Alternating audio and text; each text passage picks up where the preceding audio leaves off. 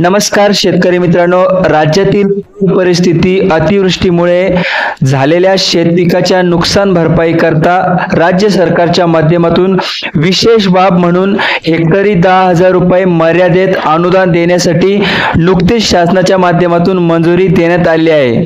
November 2025 या महिन्यातील 15 ते 16 तारखेपर्यंत रब्बीचे अनुदान व अतिवृष्टी अनुदान शेतकरी यांना त्यांच्या बँक खात्यामध्ये जमा केले जाणार आहे।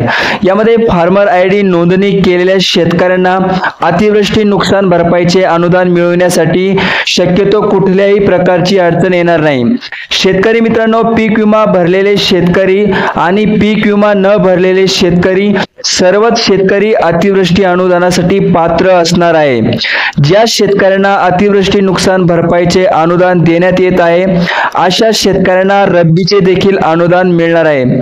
शेतकरी मित्रांनो, कोणकोणत्या तालुक्यातील शेतकऱ्यांना हे अतिवृष्टी अनुदान दिले जाणार आहे याची संपूर्ण तालुकानिहाय यादी आपण या स्क्रीनवरती बघू शकता। शेतकरी मित्रांनो, हे हेक्टरी 10,000 रुपयाचं अतिवृष्टी अनुदान व रब्बीच्या अनुदानासाठी जवळपास राज्यातील 282 तालुक्यांचा समावेश आहे। जे तालुके आपण या ठिकाणी बघू शकता, आपल्या तालुक्याचा यामध्ये समावेश आहे किंवा नाही।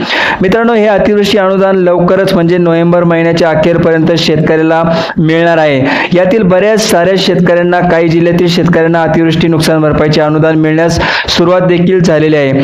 तर शेतकरी मित्रांनो, 282 तालुक्यातील जी काही तालुकानिहाय यादी होती त्या यादीबाबत आजचा हा व्हिडिओ होता। कोणकोणते शेतकरी, कोणकोणत्या तालुक्यातील शेतकरी या अतिवृष्टी नुकसान भरपाईसाठी अनुदानासाठी पात्र आहे त्याबाबतची तालुकानिहाय यादी आजच्या या व्हिडिओच्या माध्यमातून घेऊन आलो होतो।